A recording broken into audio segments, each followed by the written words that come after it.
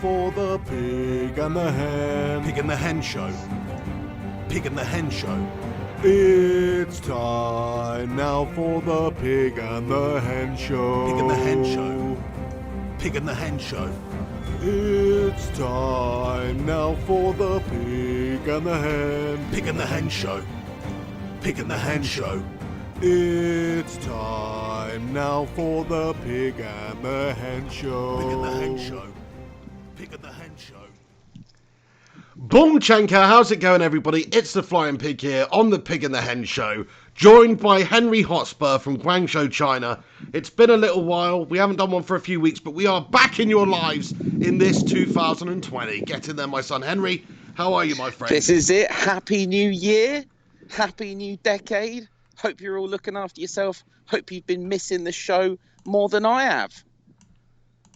Oh, I'm sure they've been missing the show, mate. I've definitely been missing the show as well, man. Missed that darkness over there, mate. That's not what you said before the show started. No, true. I haven't missed it at all, mate. Yeah, I know. It's meaningless to me. I mean, I've been begging the pig to get the show back on. I mean, he's basically saying, to be honest, it's not really working. Let's just call it a day, you know. I've just been ducking you, mate. Like, really, this is the beginnings of the end of the Pig and the Hen. Just there we to let go. everyone know. This is a sign-off, is it? No, in all reality, it just didn't line up for a couple of weeks for both of us. But obviously, with things going over the festive period, it has been Christmas. It has been New Year's. Yeah. People have been ill. You know, things been happening. So, I'm sure we'll be forgiven. And if we're not, let us know in the comment section. Absolutely, but we will be back as per normal every single Wednesday from now on.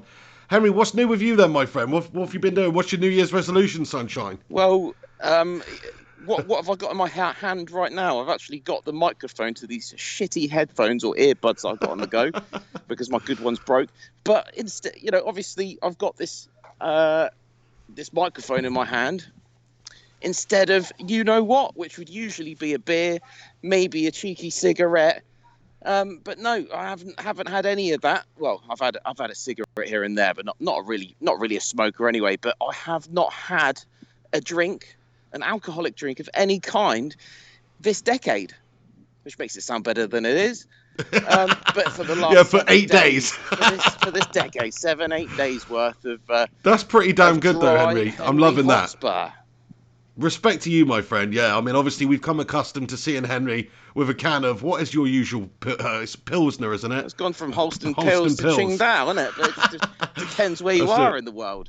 But what I can say is if you miss the classic Henry Hotspur and you're thinking this Henry Hotspur is just not quite cutting it for you, I understand where you're coming from because I'm boring myself. But it needed to be done. You know, needed to get the head switched back on. So we're doing a dry January. That's it. Then I'll go back to the drinking.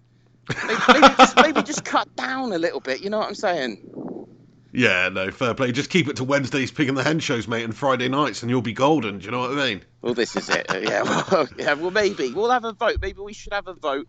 Do you prefer sober, boring Henry Hotspur or drunk, talking all sorts of codshite Henry Hotspur? You choose. We should probably find some sort of a happy medium, to be fair, you know. That's probably the best thing. Yeah, maybe. Hey, yo, have a drink, you know what I'm saying? I just want to say thanks to everybody that's waiting in here and been waiting for the show to start. Thank you for stopping by on the channel today.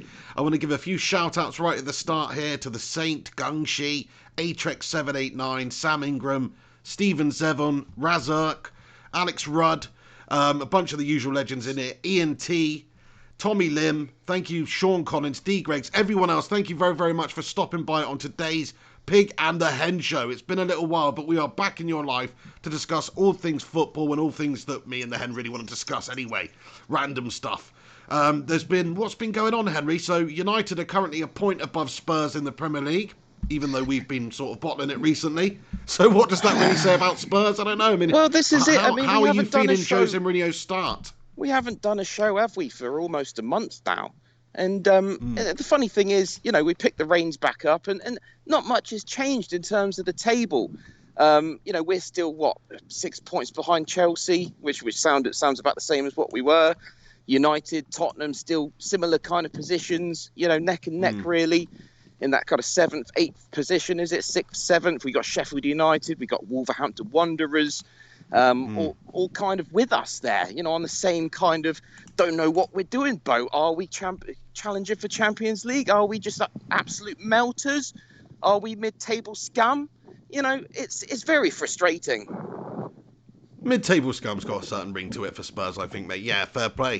Yeah, no, it's not been a great start. Bit topsy-turvy, bit up and down. Sort of similar couple of weeks for United and Ole Gunnar Solskjaer. It's quite funny, really. It's like anything Spurs can do bad, United can do worse. Or vice versa. Like you say, we've been going hand in hand in mediocrity this season.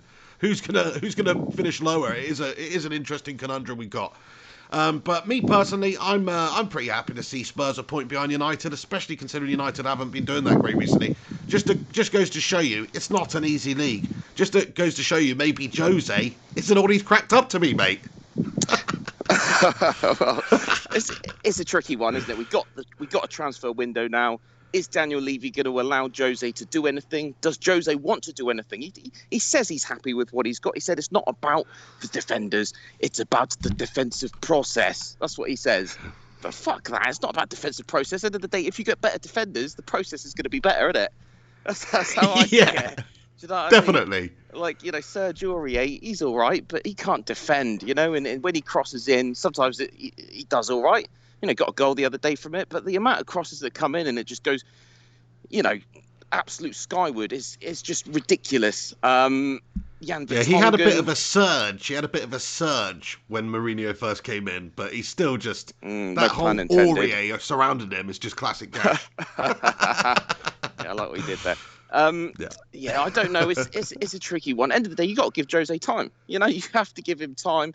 Bottom line, he's done okay since he's been there. We've had a couple of bad results here and there. We have not kept a clean sheet under Mourinho. I mean, I should have put a bet on that when he come in. No clean sheet for the first 10 games of his Tottenham managerial career.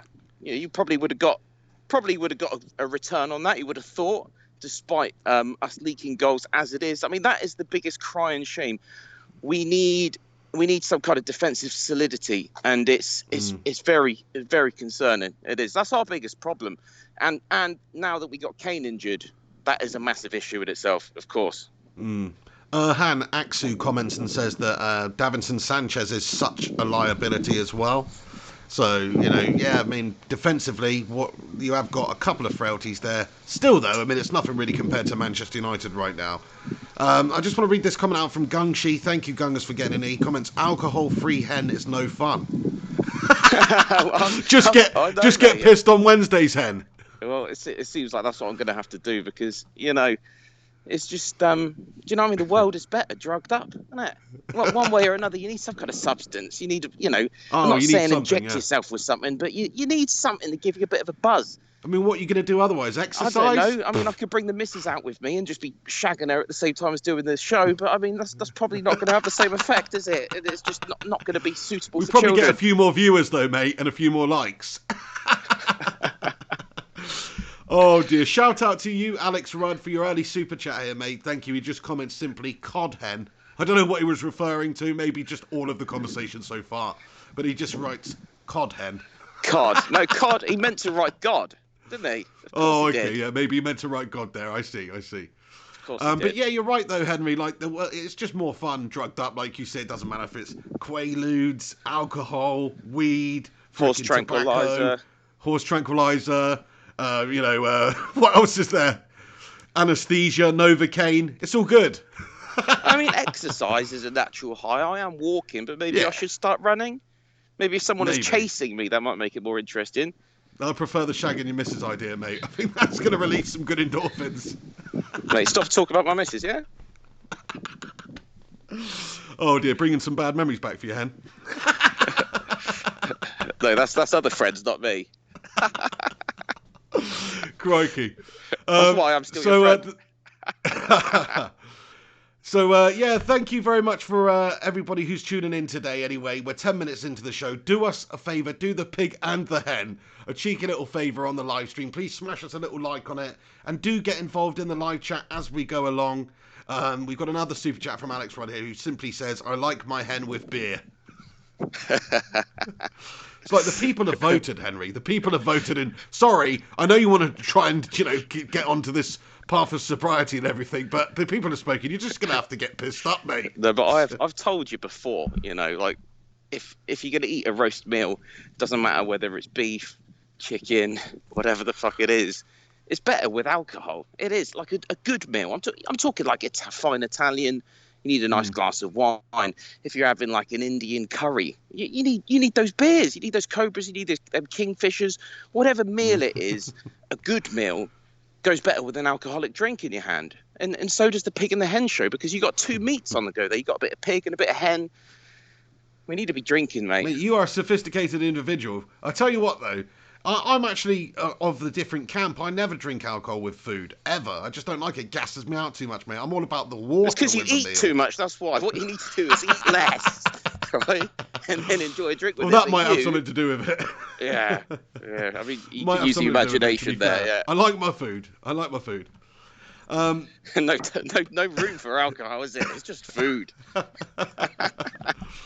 No, alcohol is all right. It's got its place, mate. But yeah, I don't know. I've just never really understood that. For a start, I don't like wine, so I don't like having wine with a meal ever. And even beer, it's just really fizzy and gassy, and it just bloats you out even more. Especially when you're eating a curry or something like that. But you don't do spicy food. I mean, I don't need. Huh? Yeah, but I don't need beer with a korma. Do you know what I mean? You don't have spicy food, do you? No, not really. No, Rogan Josh is about as hot a curry as I'll ever go, my friend. Yeah. That's what but you do. That's why you want water as well. Like you're on about, beer, it smothers the heat or whatever. But, that may be true, but I'm sure water does that also, Henry. No, not to the same extent. Definitely not. It's either beer or milk. Fair play. Milk, yeah, that's a good one. You won't catch me drinking a glass of milk with a curry, I tell you. Who does that? Do you reckon there's some people that go into the Indian restaurant? Oh, yeah, can I have a vindaloo and a glass of semi-skimmed? Do you mind? I've just brought my own carton in with me. Crikey. Right. Okay then, Henry. Yeah, let's get on to some football then. So let's talk about Manchester United. I know you love doing that. United last night against Man City. We've lost 3-1 in the League Cup first leg there, semi-final. Absolutely freaking gash-tastic performance from United. Just goes to show you the golfing class that there currently is between the two Manchester sides, and I don't say that lightly. I hate to say that, but they've just got a much better squad with much better depth and just much better quality of players. Fact is, United had we had 5 players in the team, like a central spine. Imagine a central spine that consists of Lindelof, Phil Jones, Fred, Pereira and Jesse Lingard. I'll tell you what, if that was your spine, you wouldn't be able to walk, would you? You'd be crooked like a freaking question mark. It's a gash spine. That is not the spine that you want in a football team at Manchester United there. So we really struggled. City dominated us with their quality players. And we were made to look second rate. And sure, we've got injury problems at the moment. But, crikey, what a shit show. What a terrible pool of players we've got to choose from. And just highlighted further last night by the drubbing that we received by that baldy Pep. I mean, this is the biggest difference at the moment between Manchester United and Tottenham Hotspur. Like, for me, I'm looking at Jose's, starting lineup for the games, his substitution choices, and I don't have a problem with what he's doing, what he's trying to do. I'm happy with it. If anything, I'm disappointed with the players at times. I can't put my finger on what's going wrong at Tottenham. But I genuinely believe that Jose is trying his best to sort it out. Whether he's the man to do it or not, we'll have to see.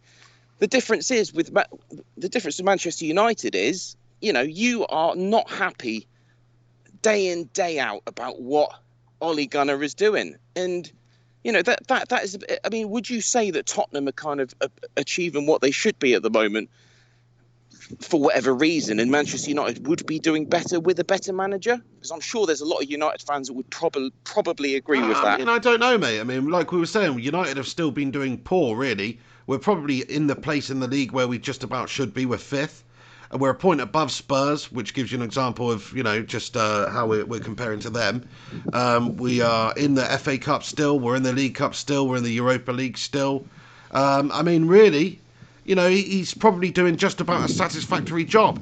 I mean, what I would say about Jose and Spurs and United on Ole, it's like they're totally different circumstances. But what are you disappointed with Ole again and again in terms of his his team management in terms of his player selection. Why are you so not happy with him? Are you just doing it because it's something to talk about when you don't do well, or is there legitimate honesty to what you're trying to say there? Well, yeah, I mean, the overriding view that I've got is that Ollie should get until the end of the season regardless. But certainly, if he does something which I think is stupid, I'm going to highlight it and talk about it, such as selecting Jesse Lingard, for instance. I mean, obviously, Jesse Lingard's not been up to the standard for a good long time now. He's actually got 0 goals and 0 assists. Wow, is that right? Is that right? In over a year in the Premier League, he's had 0 assists and 0 goals. That is mad. For somebody who's a CAM type player who's playing in behind the striker in the hole, that is freaking awful. He's not creating for the side. He's not scoring for the side. He scored one actually a few weeks ago in the Europa League against some Mickey Mouse club. But, he's a very bang average player. And the problem is that I have with Ole Gunnar Solskjaer, it's like he must not quite be right in that Scandinavian freaking skull of his if he is in fact deciding to choose Jesse Lingard over a lot of other players in the team. We saw it again yesterday. He's just not up to it. He did absolutely nothing in that first half. Solskjaer has had to take him off at half-time. Solskjaer's in-game management is practically non-existent for making half-time substitutions. Well, I mean, season. that's disgusting. And that's he disgusting. had to do if it. You've got a player there that you're screaming at the game, screaming at your screen, saying, why the fuck's he playing him? And it's not like he hasn't got anyone else to choose from. He could quite easily drop him. He could be on the subs bench, and there could be someone else playing in that position every game that he's played. Is that right? Yeah, I mean, the fact is we had Mata on the bench yesterday. We had Angel Gomez, this young up-and-comer who's obviously impressed a little bit, but is still not far from the finished article. So why is he doing it then, Pig? Why is he doing it? Tell me. I don't explain. know. Try to be Scandinavian right now. Swap off your pig hat for your Viking helmet that you've got lying around. I've seen it before, and let's hear what's going on. Okay, well, I think probably the most likely of scenarios is that Jesse Lingard walked in on Ole Gunnar Solskjaer watching some anime porn and decided that he's going to have to start playing. He's going to have to start playing him in the freaking team. Otherwise, he might go and leak it to one of these papers, mate. Everyone's got a smartphone these days. Jesse walked in, little tip tap of the phone, quick for pictures taken. Ollie with his pants down watching some freaking Yu-Gi-Oh porn.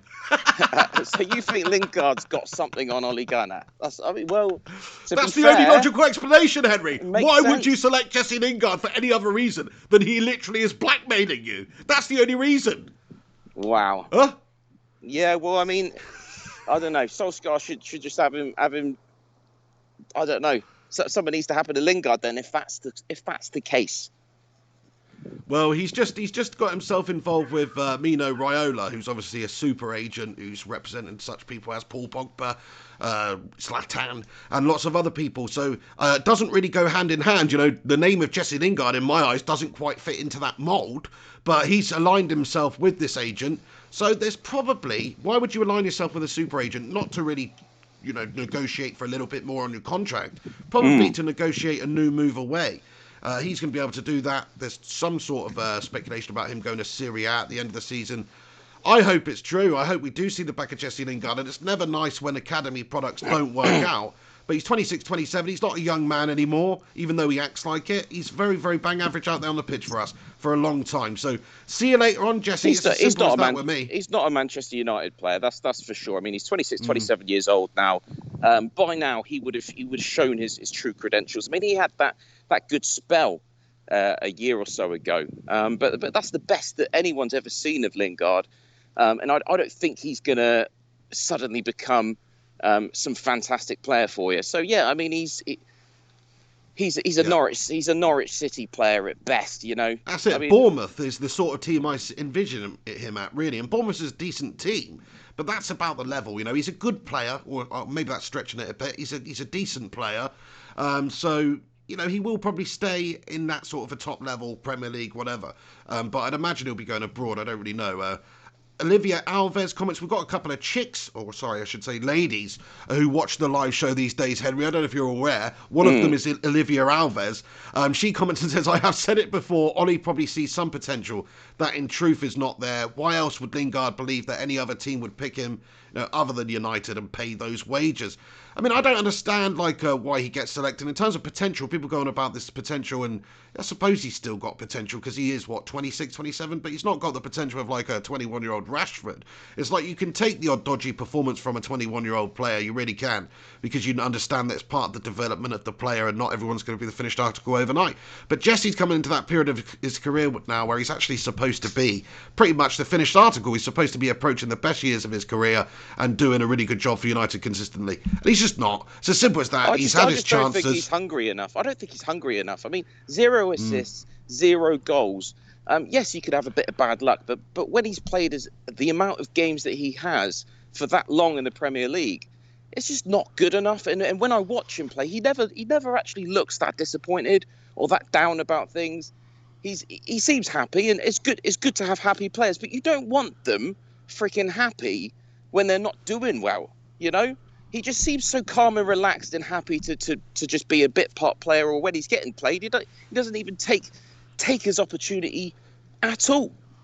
So he kind of pisses me off. At the end of the day, if Jesse Lingard was as good as he is, and that he's trying hard and he's working his socks off for the team, I don't think you'd be calling him Shingard. I don't think you'd be calling him Lionel Messi Lingard or whatever it is that, however you're derogatory to him. Well, it's not derogatory calling him Messi Lingard, is it? It's freaking complimentary. Okay. You know what? You know what I'm trying to get at. I mean, I think there's something about the way that he plays that pisses you off. That I think I'm onto something there. He's useless. Yeah, I agree with you, Henry. It's all about the way that he plays. I couldn't actually give a toss about people's personal lives if they're complete dickheads off of the pitch, to be honest. Okay, it's nice to be nice. It's nice to have nice players. It's nice to like your players. It really is. And I think United have got a whole squad of nice guys at the moment. But sometimes what you need is just a bastard. Sometimes what you need is like a Roy Keane, or somebody who's just a bit of an animal, somebody who's a bit arrogant, somebody's a bit of a tosser to drag everyone on. Do you know what I mean? It sounds silly to say that, but it's true. And United have got just a team full of nice guys. Jesse Lingard's a nice guy. Solskjaer's a nice guy. They're all a bunch of nice guys. It's all just too nice. And really, somebody needs to take them in stock and say, look, you've got an opportunity here, Jesse, at United to do something. I'm going to use you as a backup. That's it. If you want to try and break your way in, there you go. But you're going to be used as a bit part player, son. But, I don't get it. I don't get it with Ollie. He's too nice. I know there's been these personal problems with Jesse Lingard and his family and stuff. And fair play to him. He's obviously had a difficult year having to look after his brothers and sisters and all this stuff. And he's had a difficult year. But in terms of football out there on the pitch, there's only so many times you can keep selecting him. Solskjaer keeps selecting him, getting the same results. It's really quite unbelievable that he I'd love to know what Jose's opinion on Lingard is. I have no idea. I know if probably his best time at United was under Jose Mourinho. Was it not? Yeah, I think that's definitely true. Yeah, a couple of years ago, Lingard had a decent run of 12 months where he was actually pretty damn useful. He's scoring important goals in some games here. But you can't live off one season. You can't live off one season years ago at this level. You've got to do it and keep producing the goods out there, and he's just not done that. But it's not even really his fault in some ways. So obviously he's crap. But Solskjaer is the man, to get back to the where we started on this, Solskjaer is the man who's selected him, so the responsibility does have to really lie with him. He could choose Mata, he could choose Gomez, he could choose Chong, he could choose somebody else there, just to make a point and say, look, Jesse, you're not up to it, you're not been doing it. But he keeps selecting that guy, and the reason behind it, I just can't see. So yeah, Solskjaer got it wrong once again in that game. We got completely freaking dominated in midfield, no surprise there. Jesse Lingard got ripped off at half-time. We put Matic on, another player who's pretty bang averagely gash. But as soon as he came on, it was actually a lot better, and we actually won the second half 1-0, if you want to look at it that way. So I hope that he learns. This is the thing with Solskjaer. I love him. I'm going to back him. I want him to be here to the end of the season. But I can't defend selecting Jesse Lingard. I can't defend the team that we put out there yesterday. Phil Jones has barely played all season long. In fact, I don't think he has played all season long. We've got mass injury problems at the moment at the back there. There's no Bailly, there's no Rojo, there's no Maguire, there's no Twanzebe. So I know we've got issues. I haven't seen Matic for donkey's nose. Yeah, he's played a few times recently, but yeah, nothing too much. But in terms of defensively, like we got Phil Jones, Lindelof. I mean, it's just a nightmare. I suppose there's not really much else that he could have really done there. That's the problem. United just have a really weak squad at the moment. We need signings in this window, which we still haven't got. It's now the 8th of January. We still haven't got any sort of news or signings about any potential players. The midfield's an absolute crock of shite. We massively need to improve that area, and we're just not doing anything at the moment. The Glazers, Woodward, they haven't signed anybody. I mean, what's it going to take to convince these people that we need to bring some quality in, honestly? What is it going to take? Sure. I mean, if there is one position that you, if you could have one player, but I'm not looking for a name, I'm looking for one player to fill a certain kind of role or position. What are you looking for at United right now? I just want one. It would 100% be like the CAM or the creative midfielder. Like if we could get a Kevin De Bruyne or Christian Eriksen or, somebody like that. That sort of is the position that's massively lacking at the moment because defensively we signed some players. We've got Maguire, Wan-Bissaka. We've got an okay backline on paper. Anyway, the midfield is where the biggest problems are. So if we just need one player right now, for me, the one player is somebody to unlock a defence, somebody to create, somebody to pass it around, somebody to tick things over in that centre of the park and just be a sort of playmaker, creator for us, a little bit more advanced up there. That's what we're most crying out for. Why is that position. Paul Pogba not able to do that? Well, I mean, Paul Pogba's out for 6 weeks at the moment because he's got an ankle injury. Is he out again? Yeah, this is the thing. So just before, or just around about the January transfer window opening, Paul Pogba has underwent ankle surgery that's going to see him out for about 6 weeks. And a lot of people are saying that's well timed conveniently just to finish after the January transfer window and all this stuff, which may be true. So we will see Paul Pogba at United until the end of the season. But yeah, we've not got him for 6 weeks. He's out. He's injured. So he's injured. McTominay's injured. There's in terms of midfield problems we've got, it's a nightmare. So that's the biggest position we're crying out for. Plus, realistically, Paul Pogba's probably not going to stay at United much past the summer transfer window anyway. So United should get some business done now. There's so many names that are being spat around, like, Ruben Neves, Christian Eriksen, Bruno Fernandes, Gedson Fernandes. Who else is there that we could sign in that position that we've discussed? Jack Grealish, James Maddison. These guys, none of which are all that realistic, but obviously if you're going down a little bit, the likes of Grealish, the likes of Neves, these sorts of guys, they do become more realistic. And United should be trying to go out there and sign at least a couple of these players in this window. Certainly Jack Grealish, if you look what he's done for Aston Villa, I mean, he's absolutely carried that team this season. Obviously being a fantasy football player, you could see how well he's done because he just keeps getting the assists, keeps getting the goals. And if he could do that for an Aston Villa team that is desperately trying to remain in the Premier League, and good luck to them. I mean, surely he's going to do a good job at United, you would have thought. I mean, I think that's the sort of player that I'd be looking at. Yeah. Yeah, no, I think you're onto something there. He is obviously the type of player that we would be looking for, and he's like got I said a nasty earlier streak on as well. Like I said earlier on, he's not that nice of a guy, is he? I mean, he's nice enough, don't get me wrong, but he plays out there with a bit of attitude, bit of arrogance. You could tell that by his haircut. He's like one of those tossers at school, you just bump into, and he'd just be a complete tosspot. You know him.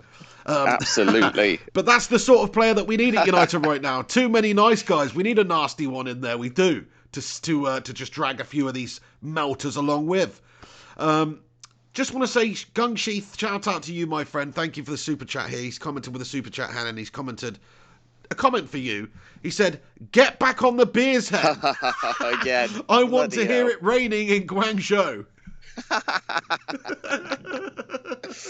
Fantastic. Well, can I just quickly tell you about my Tottenham position that needs filling, and that is the defensive midfield position, because at the moment Eric Dyer, he just passes backwards. I mean, there's something up with Eric Dyer. He's not the all-round player at all. See, sometimes he looks okay, but not enough. And Ndombele's continuously getting injured. He plays for a little bit, then he gets injured. He's like the new Woodgate or something in the middle of the park. You've got to have one of those, Ledley King. You've got to have one of those sick notes. Yeah, but I mean, Ledley King just gave you so much actually, and he played more than Ndombele. Ndombele just can barely get on the pitch. It's terrible. Sissoko, for me, he's not a natural defensive midfield player. He's multifunctional, but he's not the long-term answer. Harry Winks, I like Winks, but he's more, he's more of a passer of the ball. He's not that absolute juggernaut of a man that we need. We need some kind of N'Golo Kante at his best, or something like that. Like a Jose needs a player like that, like a Makaleli, or something in that kind of you know what I'm getting at. Does he not favour Sissoko in that sort of a role then? Sissoko can't do it. Sissoko he's not a natural defensive midfield player for me. Sissoko is he's a physical giant of a guy that can do a lot, but you can't rely on him to give you that spine there. You're talking about spine, and we're missing that link to join the mid with our attacking players, because our attacking players are fantastic, as you know. I'm a bit worried at the moment because obviously Harry Kane's out, and our defence is suspect as well. But yeah, that defensive midfield, that is the number one position that needs looking at, and then after that would probably be the defence. Yeah, it's so funny to hear you talk about your midfield woes, or your lack of quality in midfield, because if you look at your midfield to ours, it's like every single one of your players gets in our team. So not only it's like Spurs' midfield maybe not up to standard, but it just goes to show you how far United are off that. It's quite annoying, mate. It is, because growing up, United was a team built on success of Alex Ferguson, really. I know previously, we did have cash injections and stuff like that. We've always been a well-off club. But he sort of drove the success at United, and he drove the financial power that we had in the transfer market because of the successful position we were always in. And he was always constantly driving the club forward, made it a lot easier for potential players to go, you know what, I'll come and play at United, who are challenging for everything under this incredible regime. And it's all been completely undone in a matter of 6 or 7 years, really, because now United are in this position where we just cannot compete with any of the other top teams in the transfer window, really, because we don't have Champions League football, but also because of the situation we're in, the pressure. We would take any of Spurs' midfield players right now, and that is a sad indictment. It's a sad indictment when all of Spurs' midfield gets into United's squad. So, I don't have any sympathy for Spurs' midfield, I'll be honest, because United's is way worse. But I hear what you're saying. You need that CDM sort of link, that Kante type player, that destructor, but also he can just buzz it around there and protect the back line. Jose, you're right. He does need that sort of player. I thought Dyer could maybe come back and have a resurgence and be that player. It's not quick enough. Not quick enough. And he likes to Dyer, pass backwards. He's absolutely gash. Gungshi's commented, Jose's got a great team there at Spurs. I wonder if they will really enjoy playing Jose's way. Great point, Gungshi. Spurs' actual team quality is through the roof, really. They're really underachieving this season. You can't blame Jose, obviously. It's nothing to do with him, really. He's trying to steady the ship at the moment. He's just come in. They've got a squad quality that should be top 3. They're not there at the moment. Will they even get there under Jose? I'm very sceptical. I know people rate Jose, people love Jose. Jose's done some tremendous things, but not for a good few years. Could he be over it? And I think the style of football... What do you mean not for a good few years? He's not had any success for a good few years. He finished second with Manchester United. I know they spent a ton load of money. That's what I said, a good few years. That was a few years ago, mate. So. No, that was literally, 1 or 2 years ago? No, it was three seasons ago, wasn't it? When we won anything. 3 seasons ago. Let's have a think about this. So, you sacked him last season? He wasn't at Manchester United at the beginning of the season, okay? So he was at United last season. He didn't have a good season at United last season, but he was there the season before. So that's 2 seasons ago. 2 seasons ago. 3 seasons ago, since when we won anything. You know what I mean?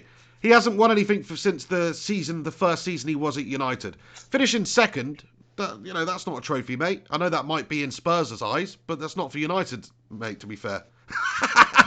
But I'm just saying that it's not like he did rubbish, No, he's not really done anything for a few years, is what I'm saying. And even then, it's the secondary competitions and stuff. So what I'm saying is he's got something to prove. He's obviously got a challenge on his hands. He's going to try and want to challenge for Premier League titles and Champions League. But I'm just saying I don't think it's going to happen for Jose there.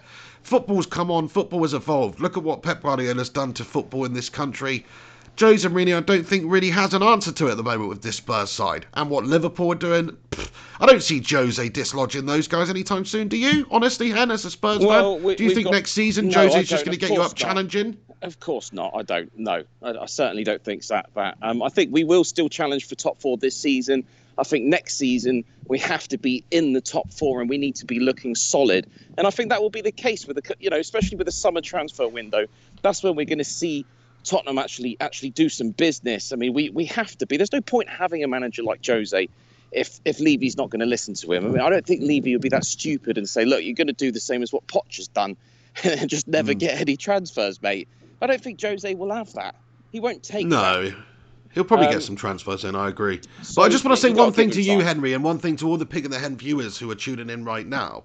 And that is that, really, I am so glad. I mean, I don't want to just banter you here, Henry. This is genuinely how I feel.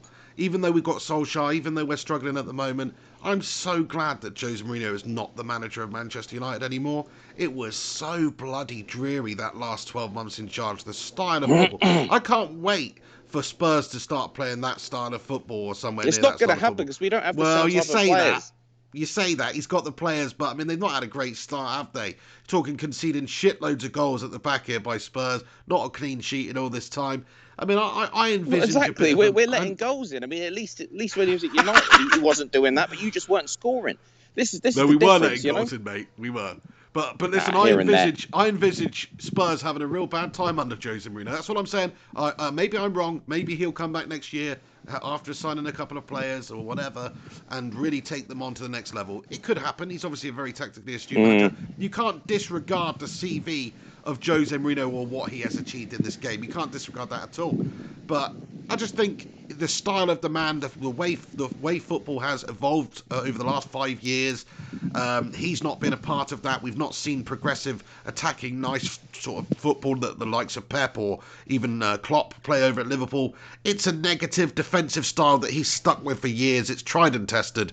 And okay, he might grind out results, but it's going to be boring. Now, you're telling me, Hen, that he's going to mix it up and he's going to play differently now. No. You're telling me he's going to play differently because he's got a better squad that he can play attacking with. Is that what you're saying? He's got more attacking options. I mean, he overachieved with Manchester United when he finished second. I mean, who have you really lost since then? You've lost Lukaku. You've lost Ander Herrera. Sanchez. But you've brought in Wan-Bissaka. You've brought in a potato head, whatever. You know, end of the day, yes, your team's not as good as it was, but it's terrible, mate. Jose was challenging City for a while when he finished second, and then it was plain to see that you just weren't going to be able to compete. But it looked good on paper, and Jose delivered for you guys. And I think you're very harsh. I know that it wasn't beautiful football to watch, but he had to make do with what he had there, and he did all right with what he had. Simple as that. It's a good achievement to finish second. Second by a country mile, by the way, to City that season. But second, with that squad, it's quite a decent achievement. But it was still a squad with Lukaku in, still a squad with Pogba in, still a squad with Sanchez in.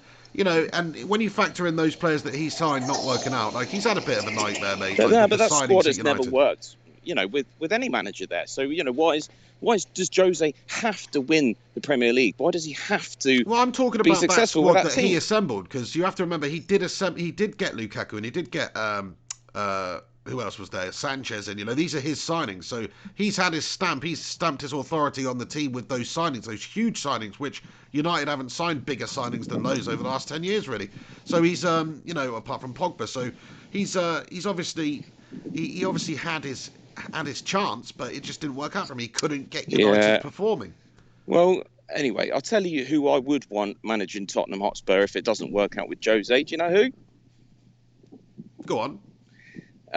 Brendan Rodgers. Obviously, no. Dependent on if this manager does well with the club he is at the moment, but it just so happens to be the guy that's managing the team that we played in the FA Cup the other day, and we've got a replay against them. You know who it is? It's the Middlesbrough manager, Jonathan Woodgate, who just so happens to be the last player, the player that scored the goal that won us our last trophy back in 2008. And I remember watching that. It was a header, and I was so happy at the time. That's what really, got me proper into Tottenham. I've always been a Spurs fan, but that's the moment where I thought I absolutely love football.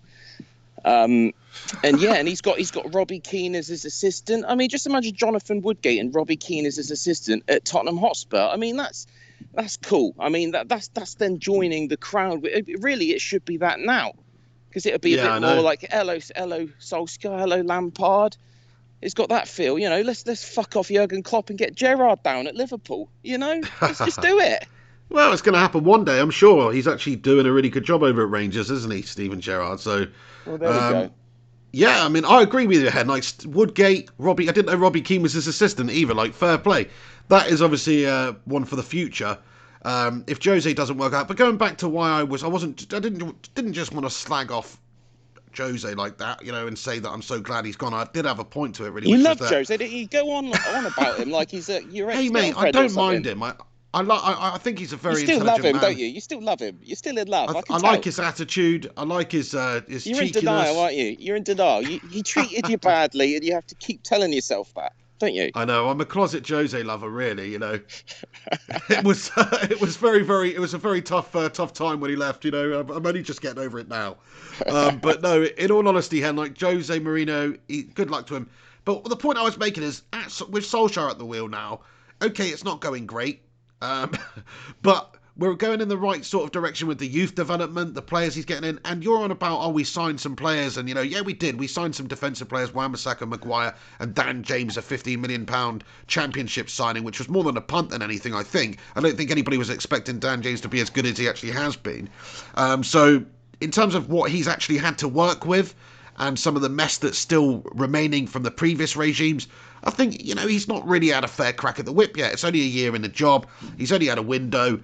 Give him another transfer window, allowing some players to sign, get rid of some shite out of the club still. We've still got a few players lingering around, which I want to get onto this, actually, Hen, which is, I saw a news article last night that seems pretty legit, that Ashley Young is apparently maybe on the verge of a move to Inter Milan. Inter Milan are currently in negotiations with Manchester United for the signing of Ashley Young, 34 years of age. I mean, he's our captain at the moment, but in terms of actual qualities, he's over the hill. He's had his day. He's been a good servant to United. Now's probably a good time to get him off our books, free up a little bit more cash, spend that cash a little bit more wisely on future prospects and players that can maybe help us now. But Ashley Young, I do want to say, he's been a good servant over the years, but Ashley Young potentially going to Inter in this transfer window, that is a potential. Absolutely. I mean, I think Ashley Young is a great professional, really. In all honesty, I know we joke about him, and he's not the greatest player to have ever graced Manchester United, let alone the Premier League.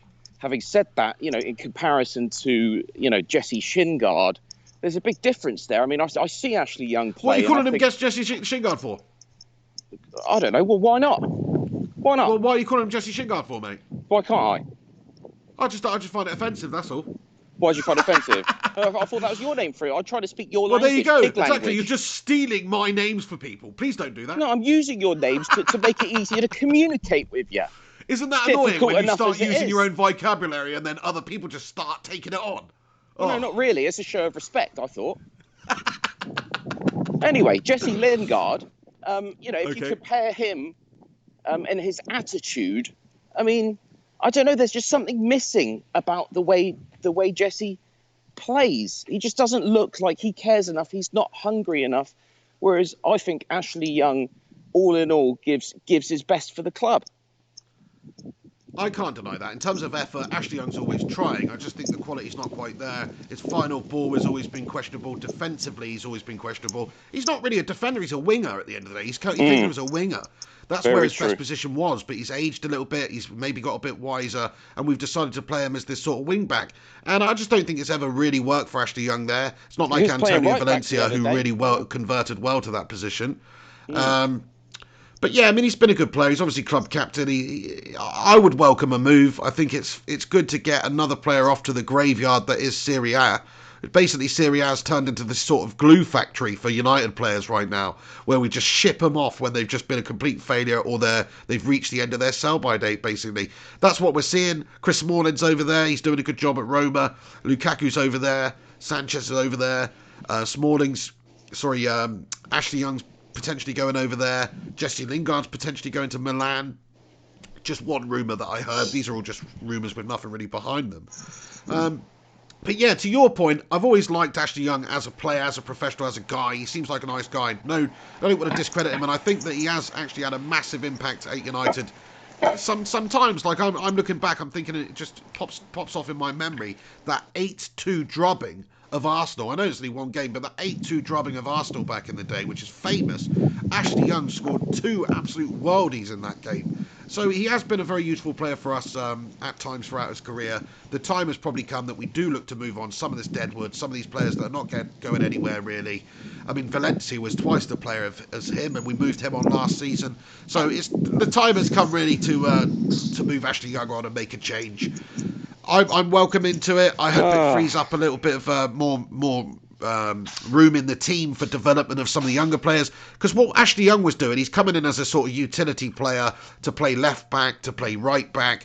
All that's really doing is halting the progression of the likes of Brandon Williams. You've got Brandon Williams and Luke Shaw at left back, that's enough for me. You've got Wan-Bissaka and Diogo Dalot at right back, that's enough for me. So Ashley Young, you know, he's sort of surplus to requirements now, in my opinion. He's just halting the progress of these lads.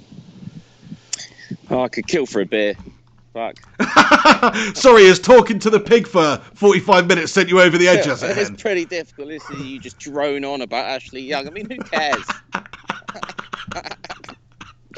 That's sort of what we do here on the Pig in the Hen show. But I'll take this moment then just to reply to Gungshi's super chat here. Gungshi, thank you, my friend, for super chatting. And he's comment, Pig, I'm off to Japan later this month and it's damn cold there. I'm thinking of getting myself a flying pig hat in honour of the pig. Nice one, Gungshi. Have a great time over there. Where are you going then, Gungshi? Osaka? Tokyo? Where are you going? I'm just naming places that I know of in Japan. But I hope you have a great time. I didn't know it was that cold out there this time of year. How far is Japan from where you are, Henry? Quite far still, I'm guessing, yeah? Well, yeah, I mean, you've certainly got water between us. Yeah. Because it's quite warm still where you are, yeah? Oh, it's bloody warm, mate. Yeah, it's like 20 plus degrees day in, day out. I mean, today I was, shorts and t-shirt, like hiking at lunchtime. Yeah. So, yeah, it's warm. I do recommend that, Gungshi, anyway. These hats are bloody awesome for, like, keeping the wind off your face and keeping you warm. They're ultimate. They're like Russian hats, aren't they? Why don't you send him the original pig?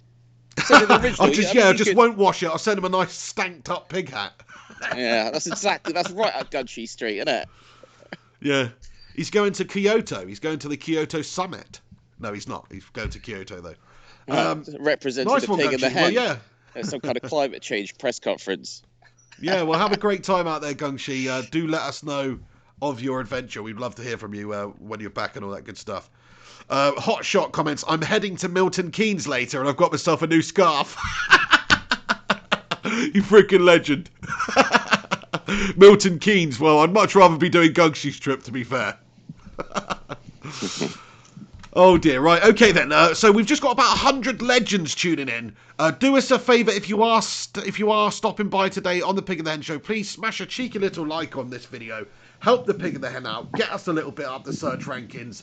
It will help the algorithm and all that good stuff. So please do smash a cheeky little like on it. Listening to a sober hen.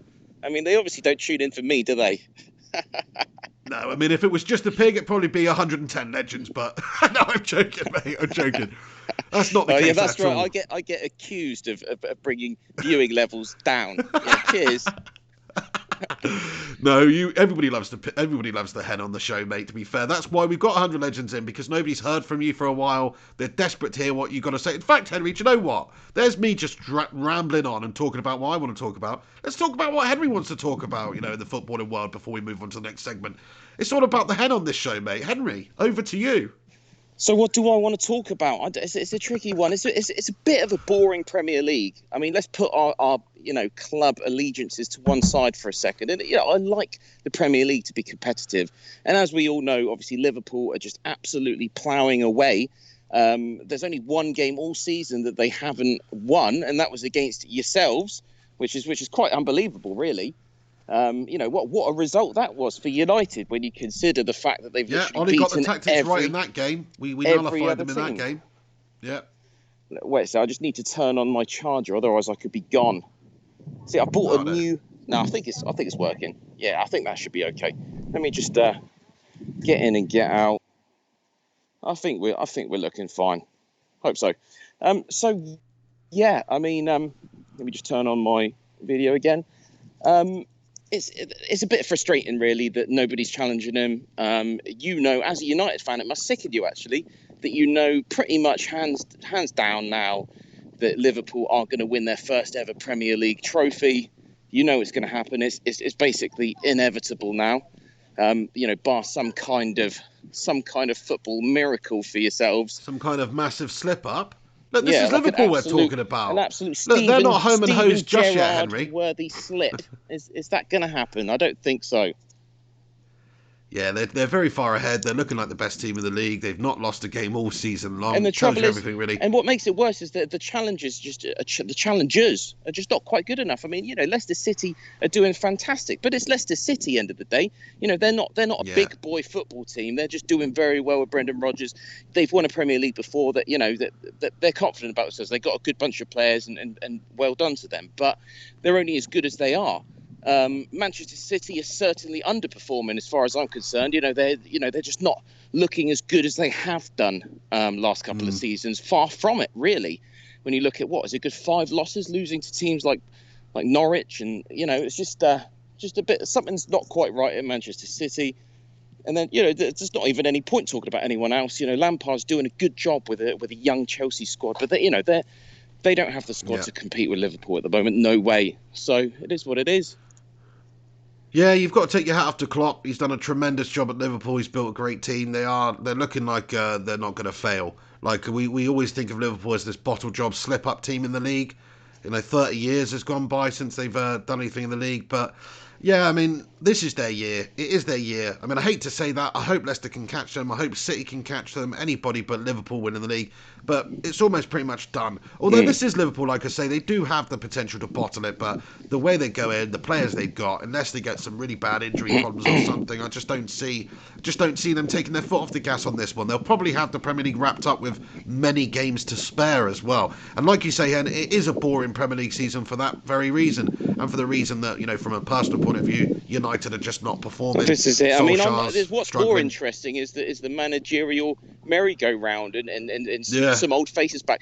Carlo Ancelotti, slaps down in Everton like some kind of concrete donkey. If you ever played Worms, that's my reference. Wow.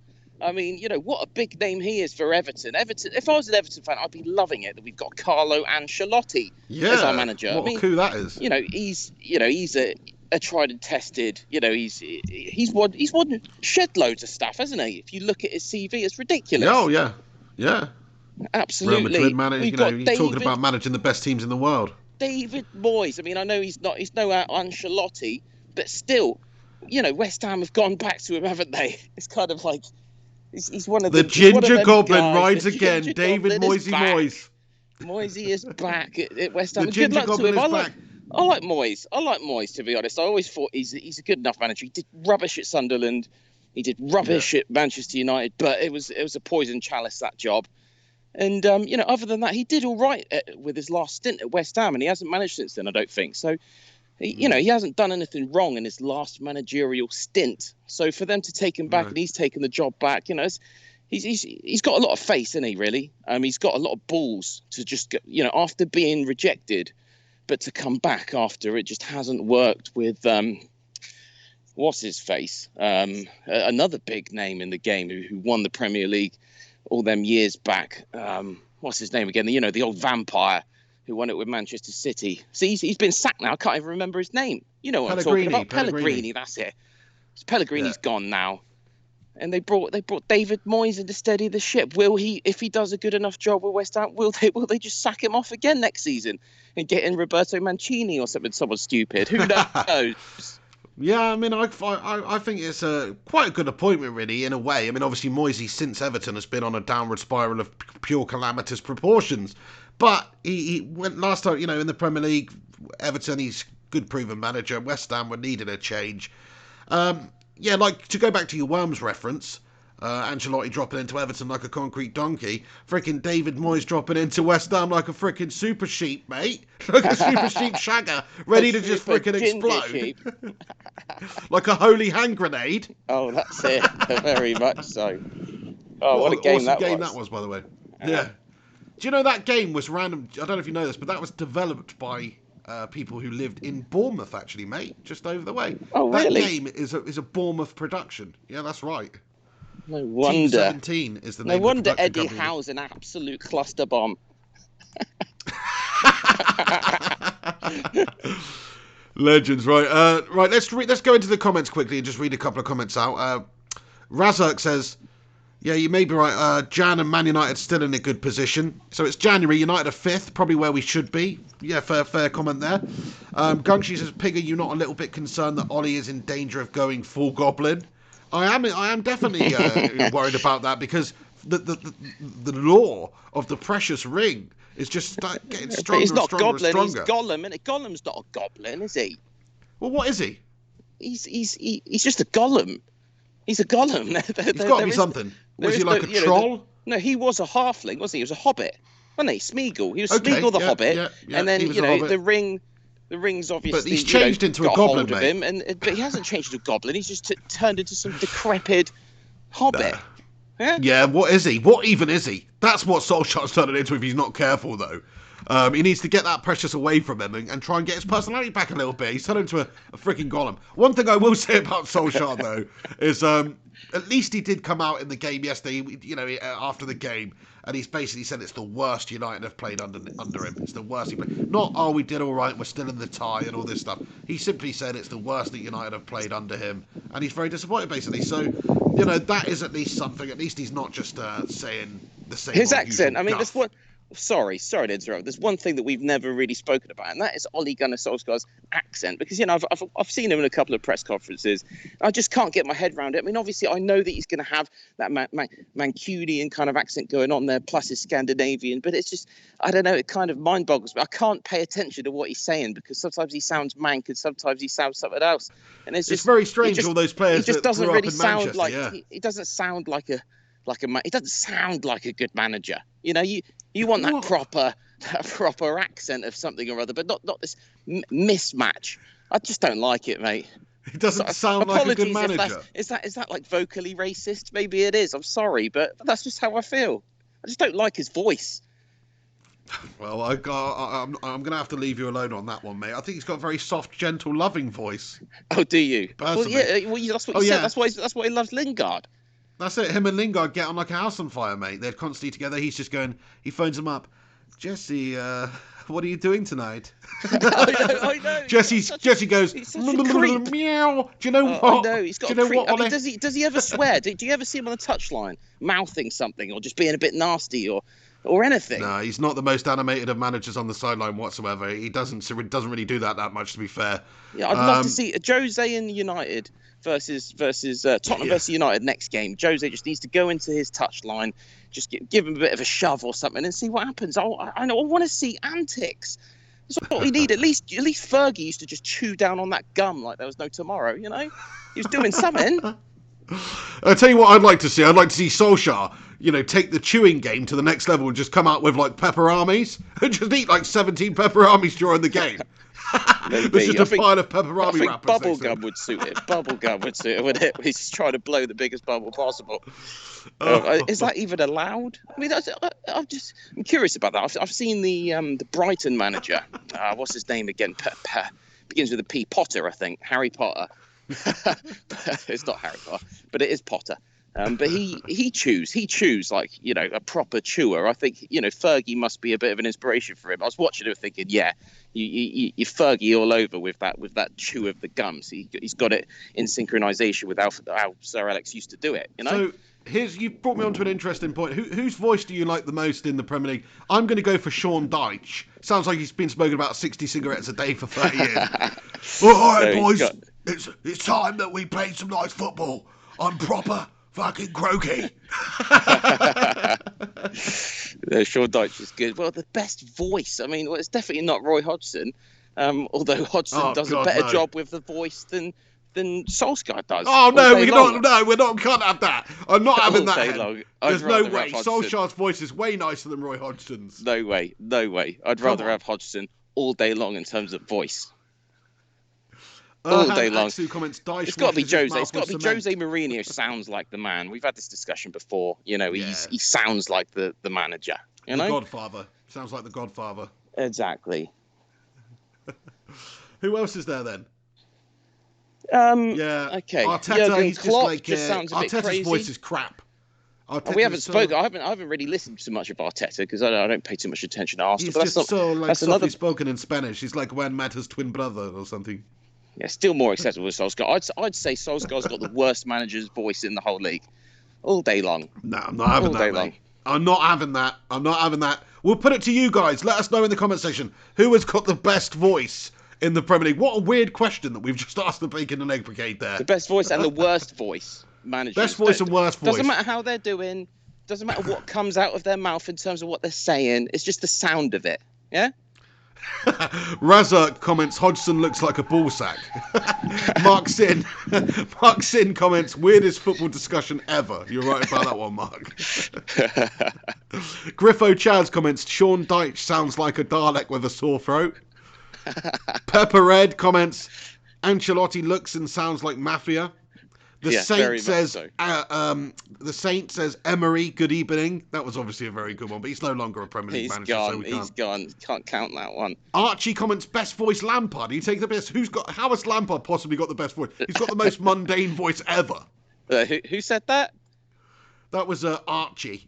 Archie, you fancy Lampard, don't you? Admit it. He wishes he was Christian Blakely. Can you remember Ian Holloway? Of course, he had a great one. Yeah, proper he was funny, wasn't he? He was funny.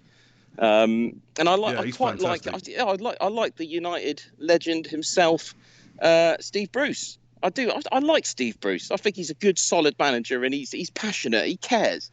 You know, you just like him because he looks and sounds a little bit like the Davos from Game of Thrones, mate. That's why. yeah, possibly. Oh, that's a good one, isn't it? If you could have one Game of Thrones character to be your manager, who would it be? Considering we do obviously hijack that theme tune for our own. I think it's only fair to discuss Game of Thrones, even though it's a little bit last decade now. You know, and I'd probably have to go with the Queen of Dragons. Yeah, well, Jon Snow's definitely not in the equation, is he? He's just a little bit too boring, Jon Snow. You know, boring and northern, yeah. Yeah, I think I would actually go for Davos, mate. I'd go for Davos. I think he's got that Geordie accent. He's a nice guy, but he's stern. Do you know what I mean? Yeah, you're probably quite right. But I'd like a bit of Sean Bean at the sideline. He'd certainly look the part, wouldn't he? I mean, yeah. Fuck it, he could come in armour and sword and everything. I wouldn't care, but you know, do you know what I mean? What an inspiration that man is. One does not simply leave with 3 points at Old Trafford. Look, you know, basically the same character that he plays in that is the same as that. But exactly. Anyway, yeah, this is a very good one actually. Time Crisis comments, worst Dyche, best Rodgers. Brendan Rodgers, he's a very wonderful technician. Yeah, he could be James Bond. Brendan Rodgers should be the next James Bond. That would be the shittest James Bond ever. You think so? James Bland, yeah, that would be awful. What's he going to do? I tell you, Dr. No, you are a wonderful technician. But it would be fantastic. I told you. See, you're loving it.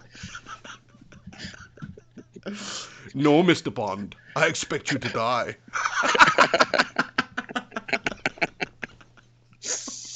Anyway, Hen, right, okay, we're going to get on to the next segment of the show. The time... I got you with that. I got you. You're loving it. Brendan Rodgers is James Bond. That's it. That's what James Bond. That's what you like, isn't it? Let's get you Brendan going. Bond. The name's Brendan.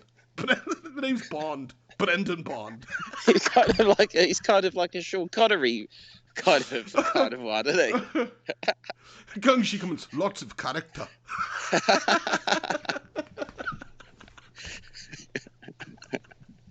Sorry, that's got me, that one. That's tickled me pink, that has. Good. Anywho, right, okay, let's get on to the next segment of the show, because we've only got about 20 minutes, half an hour left of the show before we've got to get on today, lads and lasses. So it's not going to be the longest Pig in the Hen show, but we are back. Next week will be a long show.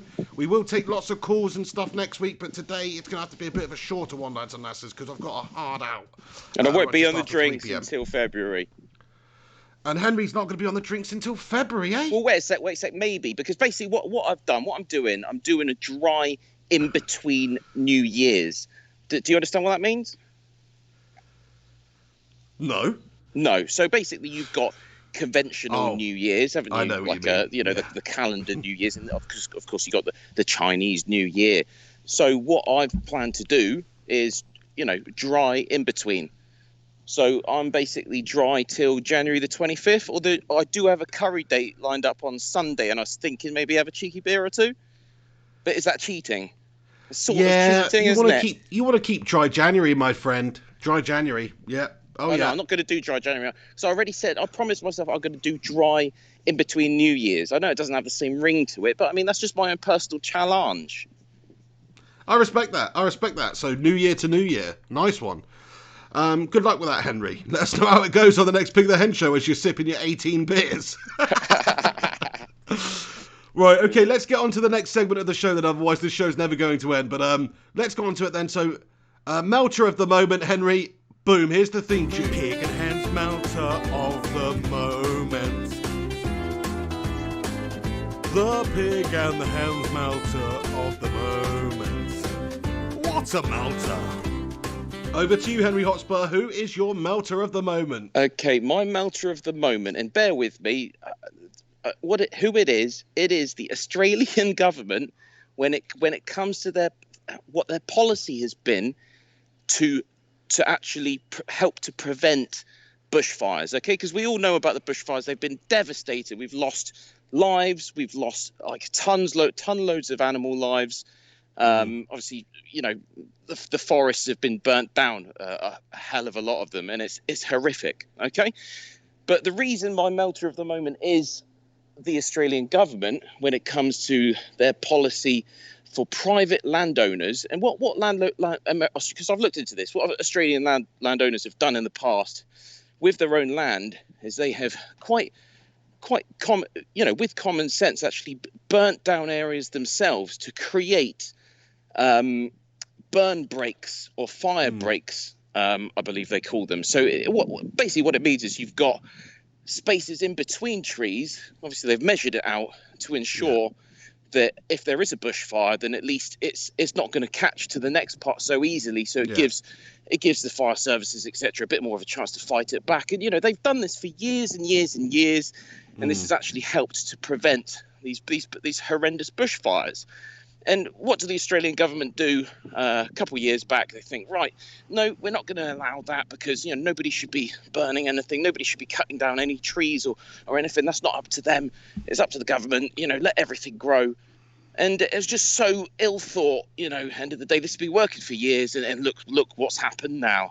And it disgusts me. And just to go on a bit more, everybody's going on about it's climate change because of the heat, etc. If you actually look at the mean heat for the last 50 years, it's not actually that obscenely high randomly. It's always hot. Australia is bloody hot. Okay, yes, it's been a bit hotter, but that climate change has not caused the bushfires. There's actually about 200 people on the watch list for the Australian police right now for arson, and that's the cause of it. Is you just got dickheads out there starting fires. It's nothing to do with climate change. It just disgusts me that people the media just jump on it and try to use it as some kind of political weapon for the reason of climate change when it's not that at all.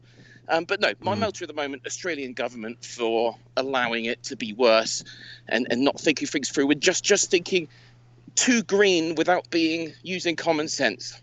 Simple as that.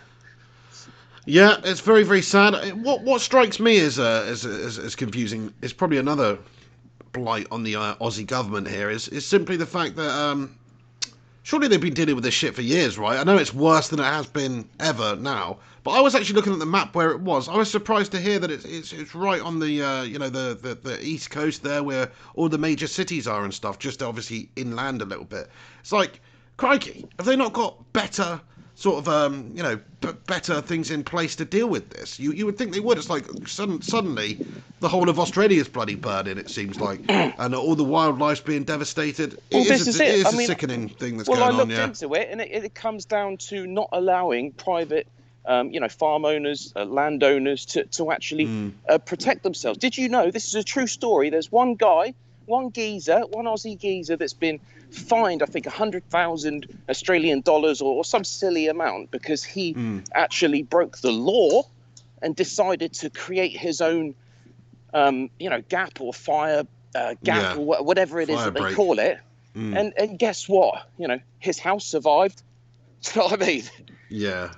It's ridiculous, isn't it? It's ridiculous, and really now it's like, surely now you can't ever let this happen again. You've just got to have, like, even if it's cost billions, like, surely it's costing more than a crazy amount of money to deal with all this stuff. So it's like, why don't they just pump like water from the bloody sea and put all these proper provisions in place so that if it occurs again they can deal with it a lot quicker. They've had melt jobs is what they've had. So I agree with that one, Henry. Good melt job of the moment, that one, the Aussie government. No pun intended, by the way, melter of the moment. Apologies to any offence caused there because of the fire relation there. But yeah, I mean, it was a serious one from my point of view. Yes. I'm not going to dwell on my one too much. I'm just going to put it out there and say my melter at the moment is definitely Jesse Lingard. The guy's a bloody melter. I'd love it to be non-football related, but I can't think beyond football right now. Jesse Lingard is a true melt job. He's having a nightmare at United. He's just got this new agent, Mino Raiola. Hopefully that spells the end for him at United. See you later on, Jesse. You are not just the melter at the moment. You are my melter of the millennia. Of the last decade as well. I'd agree with you. We've covered that. Even I've chipped in with my thoughts on him. I think we could all agree on both those melters at the moment. Hopefully, this afternoon or this evening. Yeah. Viking Red comments, Jesse Lingard suffering depression, pig. Like I say, I know he's had a tough time over the last 12 months off the pitch, but football is played on the pitch. It's not about carrying any passengers here, unfortunately. And I understand he's had tough times. We've all had tough times in our life, I'm sure. I've had some tough times recently. Henry's definitely had some tough times in the past. You've got to soldier on, don't you? And Jesse, unfortunately, he's not been soldiering on the pitch for United. I'm not talking about in a derogatory way for him off the pitch, but it might be wrong for me to say, okay? But for me, I think a condition, if he is suffering from depression, okay, awful. But for me, that should not affect your football. I think when you're playing sport, regardless of what's going on in your life, you've got to use anything that that's bothering you to play the game. Surely when you play football, you leave everything else behind. And if you can't, then you shouldn't be getting selected. You shouldn't be playing. Yeah, he doesn't look depressed to me. I mean, that's a bit harsh for me to say, but. Well, yeah. I mean, obviously, looks can be deceiving. He has been posting a lot of silly sort of comedy clips and stuff on YouTube, on Twitter and stuff over the last year. So maybe, but looks can be deceiving. You never know. Like this, like I would feel absolutely terrible if Jesse ever did it. If it ever came out that he freaking tried to top himself or anything like that. Oh, bloody hell, yeah. But yeah, I know. But it does happen. Look at Gary Speed. Gary Speed had a great job. If you're listening right now, family. Ashley. Sorry, not Ashley. If you're listening right now, Jesse. Don't do it, son. We love you. We love you, don't really. You're going to be a good player. Next season, mate, you're going to be something special. I know. You can go and you can revitalise your career, Jesse. Go and play for MK Dons or something like that. You'll be right onto a good one. That's it. He's got his agent there right now. Who is it? Someone's visiting there right now, just trying to sign the paperwork on Jesse's behalf. Yeah, but he's my melter at the moment, just from a football perspective, not from a personal point of view. I'm not getting into any of that. I'm talking about his melt job for United out there over the last few games on the pitch. There you go. Right, okay, let's get on to the next segment. The end of the show is fast approaching, lads and lasses, so we're going to have to pump through these segments. Let's get on to the nutbag of note.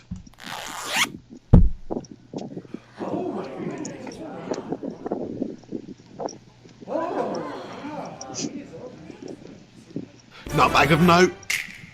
Nutbag of note. Nutbag of note. Nutbag of note. Nutbag of note. There we go. It's the nutbag of notes. And Henry Hotspur, I'll kick it over to you again. I'm being very nice, letting you answer all of the. That's fine. The first thing, but Pig already knows my nutbag of note. I mean, we do go through notes before the show quite often, just to make sure that we don't have any clashes in material. And that's not true at all. When do we ever do that? Well, the only thing. Well, yeah, but only because we started talking about the thing, and you said that's my nutbag of note, and I said, oh, well, that's actually my nutbag of note, but I'll choose someone else then. That's the only freaking reason we never discuss notes. You don't lie. No, yeah, you're right. I am lying. I'm sorry. But I should go back to drinking, and then I won't lie anymore. I'll just tell the truth, because everybody does when they drink. Sober Henry Hotspur is a motherfucking liar. Yeah. Anyway, what was I saying? So I sent a little video clip to the pig. What was it? Yesterday. I'm saying, check this out. This is funny. And I don't know if the pig had already seen it or not. But this is just to close out last year. Oh, of course he's seen it. It was Ricky. My nutbag of note is Ricky Gervais. Not just because he's Ricky Gervais, but his monologue, his opening segment for the Golden Globes was phenomenal. It's the last time he's going to do it. He's done it a few times now. I haven't really watched them all, and I only just happened upon this because someone just posted it on a group chat, and I watched it, and I was rolling around in laughter. The way that he just absolutely decimates, all them A-listers there, the Hollywood A-listers there, and it's brilliant. Some of the facial expressions of Tom Hanks, and amongst others, is just you've got to watch it if you haven't seen it. And for me, the best of British, Ricky Gervais, well done for just being yourself, and just the jokes he's telling. Yes, he's half acting, because that's what you got to do when you're up there, but it felt very real at the same time, and I loved it. Yeah, definite nutbag of note for the week. Good call, Henry. I tell you what, Henry, you just said there, you've not seen his previous highlights of hosting the previous Golden Globes Awards that he has done.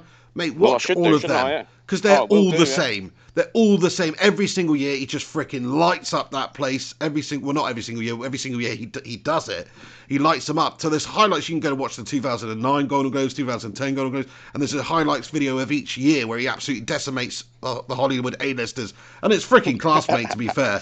It really is class. Having him back. It's brilliant that they have him back. I know. It's because it generates so much buzz, and it is hilarious, to be fair. And it's like, if you can't take the piss out of Hollywood A-listers, like, who can you take the piss out of? Do you know what I mean? Sure. They got it freaking set, these tossers. The couple of things I wanted to talk about, actually, is one of the things he said, which I absolutely loved, is like, Apple have entered the game in production of TV shows and stuff now. It's like, all you guys, you work for Apple, you work for Amazon. It's like you work for a company that literally has Chinese sweatshops. He says it's like none of you can come up here and preach anything ethical whatsoever. Just come up. He says, come up here, get your award, thank you God, and fuck off. So true. That was freaking quality. I love that. Also, I loved the bit where he said, about Leonardo DiCaprio. He's like, Leonardo DiCaprio. What did he say? He goes, by the time I finished this, if I was a woman, I'd be too old for it. Yeah, something like that. It was fantastic. Anyway, I definitely recommend checking it out if you didn't watch it. Just search like on YouTube or wherever Ricky Gervais Golden Globes monologue and highlights. Fantastic. Yeah, good one, Henry. Shout out to Ricky Gervais, representing the UK. He's just a funny bastard, isn't he, really? He is a funny bastard. Oh, yeah. If I was as funny as him, then you'd have a lot more subscribers. Absolutely. Or maybe less, because, in some ways he's bloody annoying, mate. It's like, would you really want to be friends with Ricky Gervais? I'm not so sure. His laugh alone goes right through me. No, he's a freaking legend, to be fair. He's a legend. Okay, so that's your nutbag of note. My nutbag of note, then, just to keep it simple and to go back to football. I know it's poor. I'm always just choosing football-related stuff. But I'm just going to say Cristiano Ronaldo. Now, in my eyes, Cristiano Ronaldo, the last year, ever since he joined Serie A, basically, he's sort of gone down in people's estimations for some reason. Messi's still doing it over there, still not challenging himself in La Liga, still playing for the best team in the league, still getting the accolades, still getting the stats. He's not challenging himself, though. Ronaldo, he's won major competitions with Portugal. He's done it in the Premier League. He's done it in the Spanish League. He's now doing it in Serie A. And he scored a hat-trick the other day. And I think that's taken it to like 10 different competitions he scored a hat-trick in. And he's only the second ever player to score a hat-trick in the Premier League, the Italian League, and the Spanish League. He's a freaking nutbag. Good question. Who else has done that? Very, very good question. That's pretty good. Yeah, that's good. Probably recent, because there aren't that many players back in the day that would have done that much travelling. Well, Brazilian Ronaldo never played in the Premier League, so it's not him. I'm just thinking of people. Zlatan Ibrahimovic, he's got to be a candidate. He's the only one I can really think of. Yeah, it's probably Zlatan. It's probably Zlatan, to be fair. Let us know in the comment section, guys, if you know who the other person is. The second person is Cristiano Ronaldo to score a hat-trick in those 3 leagues. Let me know in the comment section. I'm going for Zlatan because he played for, obviously, Inter and AC. He played over in Spain for Barca, and he played in the Premier League for United and did get a hat-trick, didn't he? So, yeah. I don't know. It's a difficult one. Somebody let us know in the comment section. Atrex789 comments, I'm saying Giggs. It's definitely not Giggs. I know you're just having a joke there, but Mark S comments Thierry Henry. That's a good... No, he never played in Serie A, did he? No. He played in the French Don't league. think so. And no. Anyway, nobody knows. Nobody knows. There you go. Thank you very much for Is it even a true stat? I mean, guessing. How do you know Ronaldo? Yeah, I read it. You must have read it. Hang on, let's see. I read it. Let's see if I can find it again to see if it's if he's. I don't know. It's probably not, mate. It's probably not possible for me to find out who that actually is. Don't worry, But we'll yeah. find out for the next show. Yes, he's the first Portuguese to score a hat-trick in Serie A, and just the second player in history to score a treble in Serie A, La Liga, and the Premier League. The only other player to achieve Here that we latter go. feat is Alexis Sanchez. Wow! There we go. I take it back. I take it back. It's not a nutbag of note. It's a nutbag of mediocrity. No, fair play. Anyway, there we go. Ronaldo, Interesting fair play to him. statistic. I think he's still doing the business, and for some reason, like, people seem to hold Messi in a higher regard. But to me, they're both the 2 greatest players ever, really. But to me, it's like Ronaldo, he's challenged himself more than Messi has. He's challenged himself in different we've had this leagues. conversation He's before. done it I nationally. agree. I prefer Ronaldo to Messi as an all-round football player and what he's done for the game, for sure. Absolutely, yeah. So, okay, just before we get onto the conspiracy shit, there's a super That's chat not here. called the conspiracy shit. It's Oh. called Close Encounters of the Third Kind. Get it right. Same thing. Gung Shi with a super chat. Thank you, Gung. There's several super chats you've sent in today, you bloody nutbaggins. Thank you for getting in here. He said, Henry, how was Macau? Did you visit any good casinos? P.S. Ricky Gervais laughs like a hyena. He loves animals, though, and he's got a Siamese cat, so he's a good guy in my book. Yeah, fair play to him. Always doing his bit for animal welfare. So I do respect Ricky Gervais for that. I obviously share the same sort of views as him, but at the same time, I'm still the sort of guy that will go down McDonald's and get a double cheeseburger. So I guess I'm a hypocritical fuck, really. But There we go. there you go. Well, I mean, okay, so to answer Gunshi's question, I did have a good time in Macau. I didn't really do much, actually. Didn't go to any casinos because I had my boys and my wife there, so it was more of a family affair. Not really such the family place to go in many ways, but, you know, a nice visit. Just enjoy it. We went, you know, I treated the family. We stayed in a luxury 5-star hotel, which is not something I've done often in my life, you know. You usually go for, you know, your standard Holiday Inn or something like that. But no, you know, we went for a top-notch place, and yeah, I enjoyed it, room service and all. Awesome. Did you get a massage? From the From wife. the missus? I would hope so after forking out for a 5-star hotel, my friend. Respect, yeah, nice one. Thank you very much, Gungshi, for asking the question there. Alex Rudd, apparently I missed your super chat, and I did indeed. Thank you very much for sending one in, Alex Rudd. This sort of takes us on to the next segment, but before we get into the segment, we'll just do this one then. Alex Rudd asked, next conspiracy, why is Liverpool in bed with Hencounter. VAR? It's not a henspiracy, it's a hencounter. Or are we just going to change the name, or are we going to call it Henspiracy 2? I mean, it's got several names, hasn't it? I mean, am I being stubborn? Tell No, me to you're shut up. right. It's a hencounter of the turd kind. We get it. Close encounters of the third kind.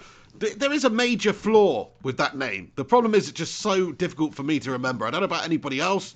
I can't remember that. Close encounters of the third kind. I forget that every week. Yeah, well, Henspiracy hour, shower power, gash hour, whatever you want to do. Nice one. Okay, right, let's get into it then. So, yeah, Liverpool, just to say to you, Alex Rudd, thank you for your super chat. Liverpool, I do think they've had a bit of fortune with VAR. Although somebody was coming on the chat the other day to me and talking about they were a Liverpool fan and they were just highlighting the incidences that they've actually had go against them and for them. And they're making a good case that it's not VAR really in the favour of Liverpool. But to me, somebody who doesn't watch every single Liverpool game avidly and every minute of every game, it does seem like they're getting the rub of the green VAR-wise over the season. But come on, I mean, look at how many points they are ahead, and people are trying to say VAR. Forget about that. They're the best team. But that's not to say that I don't have an issue with VAR. I mean, even Jose Mourinho himself calls it VR.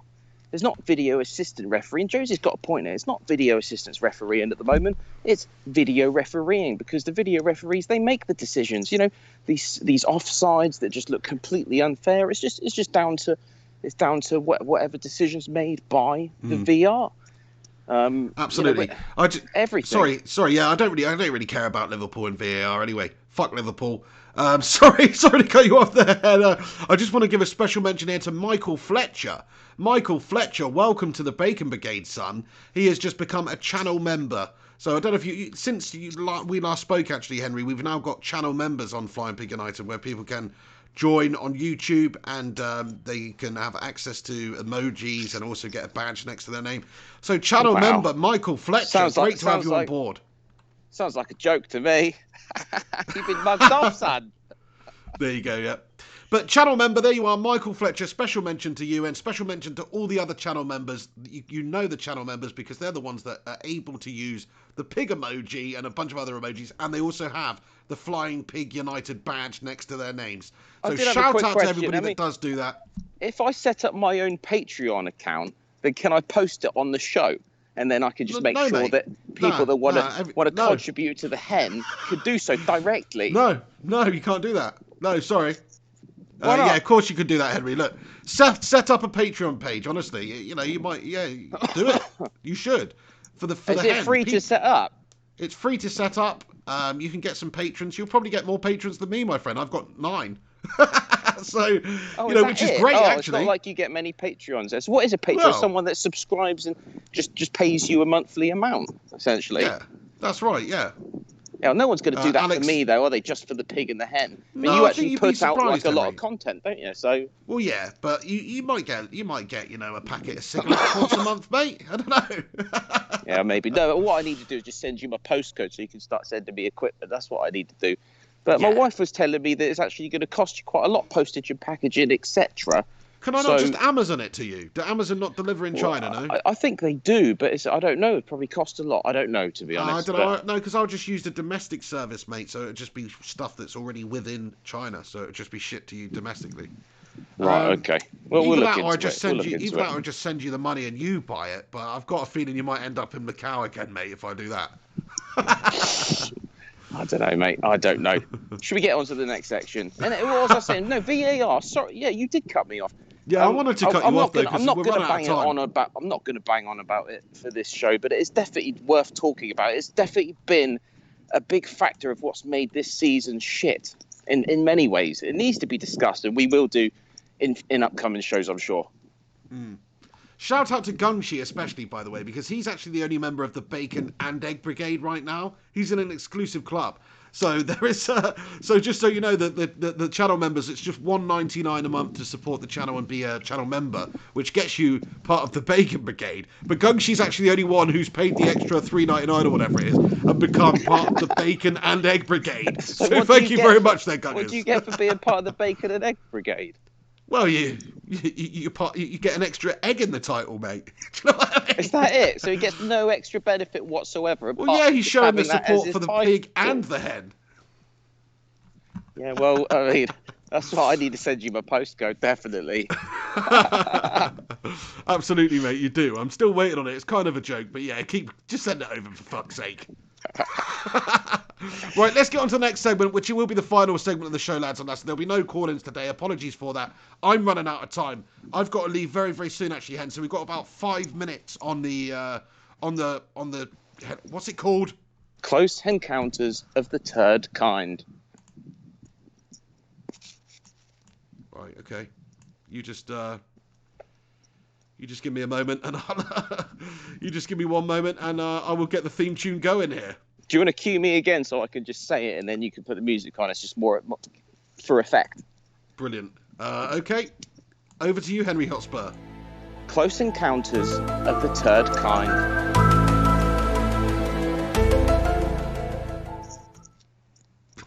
There we go, Henry Hotspur, over to you, son. I know this is the segment of the show you most look forward to. So what is your close encounter of the third kind this week? Okay, well, it's a new decade. We're into new times. And the big news already early this year, and unfortunately so, is, we are potentially on the brink of World War III. Or so the media would like to have you know. Obviously, Trump's gone and done what he's done. He sent that drone in, and he's essentially killed off this terrorist. And I'm going to call him what he is, a terrorist, someone that's committed absolute atrocities, in the Middle East, and killed Americans as well, in their numbers. And this guy's been killed. And guess what? The globalist media jump on this saying, what's Trump done here? He's just gone in and killed somebody that's just like a foreign official of another country. What's Trump doing? There's pretty much sections of the media out there, globalist controlled sections of the media out there, that are actually encouraging a country like Iran to essentially attack Trump's own business, like Trump hotels. Trump Tower's been mentioned in an article very recently, and it really worries me. I mean, this is more than just a jokey conspiracy. This is very serious. The globalists have been in bed with regimes like this for a long time. And they twist the media to make the public feel like Mr. Trump's the bad guy, where all he's done actually is just gone in and killed a very evil man like Osama bin Laden. But nobody was crying about Osama. It's very concerning. I mean, this is Hillary Clinton, this is George Soros, this is Obama to a certain extent. I mean, that regime really messed things up when it came to foreign policy in Iran. So, yeah, I mean, you've just got to do your research. Anyone that's listening to me right now thinking, what is the hen on about? It's because you've been brainwashed by the mainstream media. And please, my friend, go out and find some real news. Fair play. I mean, I only heard something about this. It's the thing. I'm quite useless when it comes to. I'm not one of these people with my ear to the ground. I don't really go on the news websites at all daily. I just go on Sky Sports and BBC Football. That's all I go on, mate. So I'm kind of head ignorant, in the sand. if you like. Ostrich, I'm very ignorant. Head in the sand. I'll say that, yeah. But to go over to some of the guys in the comment section, and once again, thanks to everybody that's tuned in today on this Wednesday afternoon for the Pig and the Hen show. Back every single Wednesday around about 1 p.m. I know we started at 1:30 today. That was my bad. Yeah, I just want to read a couple of comments out in response to you, Henry, with your Henspiracy hour. No. Oh, whatever it's freaking called. So, Razak comments, that guy killed so many troops, yet say Trump committed a war crime. What do you think he did? So he's saying, yeah, the guy that they killed was obviously a bit of a bad egg already. So there you go. The Music Fiend comments, Hen, this guy was in the middle of peace talks when we killed him. Oh, that's what this person thinks. So there you go. Maybe that's a bit of a smokescreen. Listen, do you want to talk to us about maybe peace? Bang! Do you know what I mean? Mark Sin comments, is Trump a good guy in this story? ? What do you think, Hen? I'm not actually trying to come to you with this as some kind of Trump supporter, which I'm far from. What it is more looking at it as how the media are always anti-Trump. What I do like about Trump, what I can say about Trump is I don't feel like he's a globalist. He's very much anti, this arch evil kind of. It's the biggest. You either believe in it or not, and if you believe in it, then Trump is definitely not one of these elitists that wants human eugenics, wants the depopulation, is pushing some kind of climate change agenda, which is not necessarily completely truthful, etc. And the reason this has come about in many ways. I mean, what worries me is you could be looking at the globalists now pushing for the assassination of President Donald Trump. And that's that, you know, and the media are actually encouraging Iran to attack. So it's kind of, you know, if anything, you know, Trump didn't get that guy killed because he wanted to encourage war. He killed that guy because he needed to make a statement. That's that, as far as I know. I'm not some kind of political expert. It's very crazy how wars are fought these days. Like, of course, it's just a different ball game. Like, this guy was assassinated by America using a drone strike, right? So it's like there's not even boots on the ground, really. It's just like a drone's been flown in. I mean, what a mess. It's pretty messed up what's going on this day and age, really. The Saint comments the guy was planning an attack. Pepper Red comments the guy fought against the terrorists. Han comments, get Ollie to manage World War III, then we'll be safe. Really? Yeah. What else? The Music Fiend says the best thing is just to get off the region. Yeah, that probably makes a lot of sense. Just let them crack on with it. But, you know, I suppose you've got to have intelligence a little bit closer and a base a little bit closer. If anything does kick off, you need to have some sort of a presence there if it's volatile in any way. Otherwise, if there is any major issues, you know, you need to be able to deal with it quickly. But they fair enough. People in an American embassy, they captured a British ship and captured the sailors on that. You know, that Iran are up to no good. And you know, as I said, I'm not a political expert, but all I know is anything that Trump does, any decision that he makes is jumped on, and this is all contrived by a globalist agenda. There we go. Yeah, fair play. Just on the conspiracy thing, Henry, I haven't really got one this week. I don't usually anyway, but yeah, I mean, it just reminded me of that Golden Globes thing we were talking about with Ricky Gervais, where he's like talking about Epstein not killing himself and stuff. Oh yeah, well, it's so true. I mean, this is what Ricky's on our side. You know, yeah. He's on our side. And to be honest, we are winning the war on globalism. And if you look into it, we're kind of winning. Trump winning. I hope he gets re-elected in many ways, because you just cannot trust the Democrats at the moment. For our American listeners out there, no way. And you know, the way that Brexit has gone through now, you know, nationalism is on the rise, and I'm not saying that's necessarily all good, but it is good in the face of the tyrannical globalist threat that we've been seeing for a long time now, and I hope that we can defeat it. Respect. Gungshi comments, Trump has an election coming up. Nothing helps you get re-elected like a good war racket and a common enemy. Gungshi, you are switched on, my friend. And yeah, I think that you're probably right there. Maybe it is just, you know, the right timing for the US government to do this and everything for Trump to maybe get re-elected. You're absolutely spot on there. They do like to get behind, we saw the same thing with George Bush. They do like to get behind a bit of a warmonger. Don't they? Trump is not a warmonger. Far from it. If anything, he likes to pull troops out. He doesn't want wars.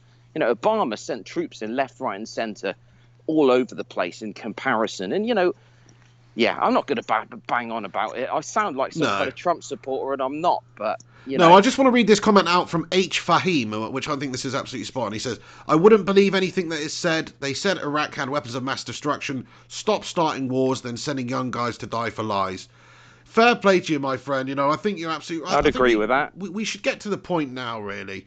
I know it's just wishful thinking, really, because we've done it for millions of years, but where we just stop killing each other, that would be nice. Over bullshit. It doesn't seem to really generally help anyone. Just send drones instead. But honestly, it doesn't help anyone. You're right. Like, that did seem to be a whole smoke and mirrors thing. Weapons of mass destruction. Turned out they didn't have any. Turned out we just wanted their oil or something, or the US just absolute wanted the joke. And then we executed Saddam Hussein. I mean, he was a bad guy, let's be fair, but, you know. I don't know, was he? Old Sadie? Well, he was. I know he was, mate. It's a joke. Thousands upon thousands of Iraqis. And you're Old laughing? Sadie? It's not funny, is it? No, fair play. Right, okay then, lads and lasses. We've gone over time. I've got to get my skates on. But I do just want to say one more final thank you to Henry Hotspur for joining me first and foremost. Thanks for being here with me today, without a beard. Do you know how difficult this has been? I'm expecting payment now. You know, it used to just be a bit of fun. I used to come out, have a few drinks, and I just enjoy it. It'd be a laugh. But no, tonight's been an absolute chore. You know what I mean? Be walking around sober. I could be wrapped up in bed watching a bit of Netflix or whatever. cuddling up to the missus. But no, I'm out here. Well, what we want to know, Henry, is are you committed to the Pig and the Hen in 2020? That's what we all want to know. I am. If it pays right, I'm in. I'm in it. I'm in it for the money. Well, send me your details, mate, and we'll get something sorted out. Definitely, yeah. I mean, I've got no issues with. Obviously, you've just been doing this up to this point as a friend to do the show with me to help the channel, but I've got no issues. Anything generated from the Pig and the Hen gets split, 60-40. I mean, to be fair, you will see me with a beer in my hand again. As I said, this is just a thing that needed to be done. It doesn't mean I will never drink again. I like a drink,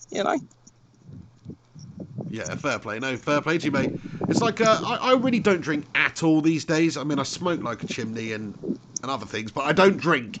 And I literally got a fridge full of San Miguel's and Heineken's right now, which have just been there for ages, and they're not going to get drunk probably until the summer. So that's how I am in terms of. Make sure you check the sell by dates. Yeah, I will. Right, okay, then we're going to wrap this one up. But thank you, Henry, for joining me. Happy New Year to everybody who is tuning in to the Pig and the Hen show today. All the Bacon and Egg Brigade out there, thank you very, very much for tuning in and getting involved with the revitalisation of the show today. I want to give a few shout-outs to all the people at the end here who are commenting. Pennywise, The Saint, Manchester United Fan 66, Erhan Aksu, Razak, Azuri Street, JP, The Music Fiend, John Carrigan. I'll just read your comment out, John, quickly because it seems interesting. He says, Pig loves you.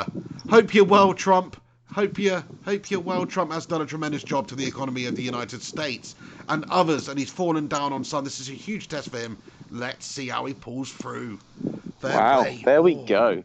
I'm just glad that my close encounters just doesn't come across as too controversial for our listeners. So very much appreciated that we seem to have an audience that happy to listen and discuss, regardless of whether they agree or not. And I think that's the sort of community, that's the sort of world that we want to be living in. So thank you in 2020 from a sober Henry Hotspur here. Thank you for joining us on this show.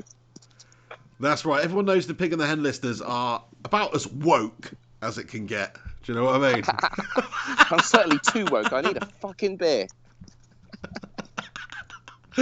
All right, nice one. Look, lads, great show. Obviously, Henry's sober this time around, so it was always going to be a bit of a different show. But me personally, I think this has been a great show. First show back. Nice to speak to Henry. Nice to catch up with him. Great to interact with all you guys in the live chat.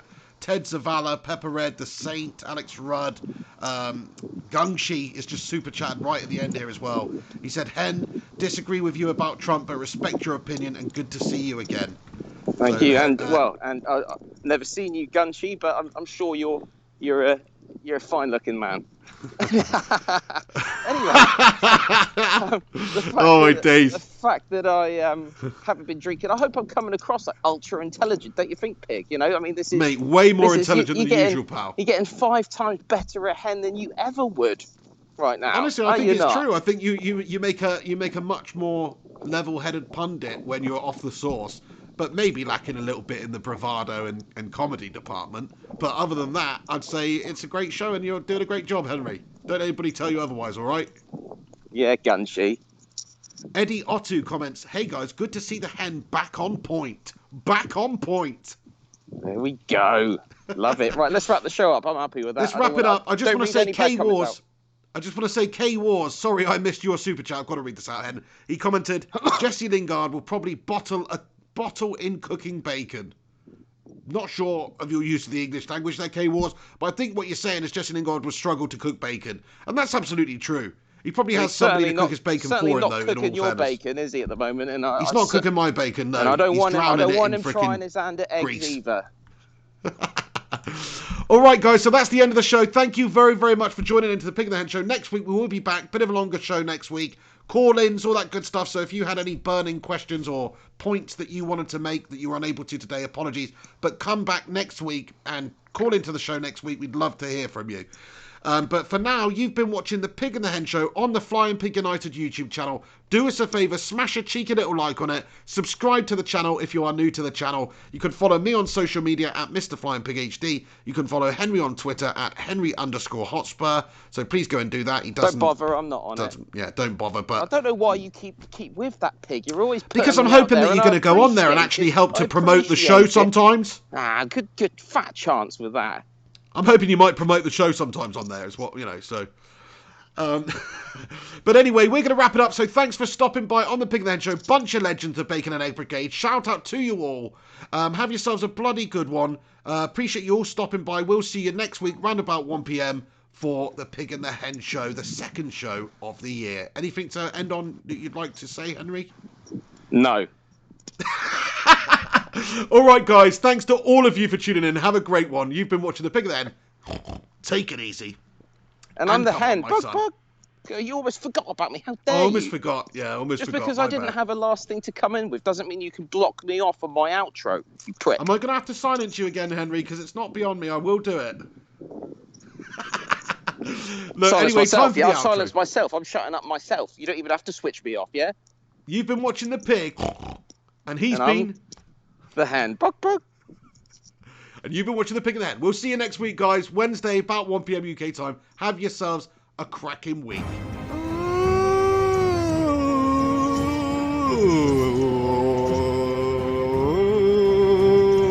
Pig and the Hen.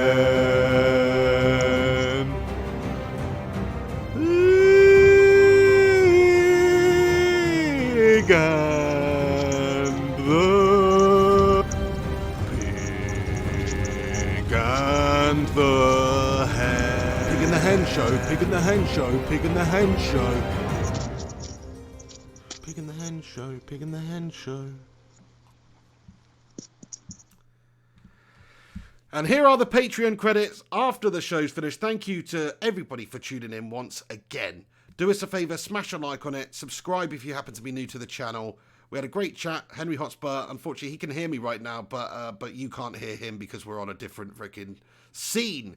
But it's the star patrons that this is all about, this section. Thank you to everybody that does support the channel on Patreon. There's a link in the description if you guys want to do that. I'm talking Alex Rudd here, Alex Rincon, E. Kalul, Matt Norton, Lucinda Green, Robbo. These are all special shout-outs to all you guys that do support the channel on Patreon. Liam White, Gungshi, of course, just a nutty benefactor of the channel, if you like. Jarvis Cocker, Pete Miller, Wallace Montcroy Stewart, Marshall Graller. Shout out to all you special people in the world of the Pig and the Hen. Anyway, we'll see you next week for the Pig and the Hen Show. Thank you ever so much for tuning in once again. Stay classy, and we'll see you very, very, very soon.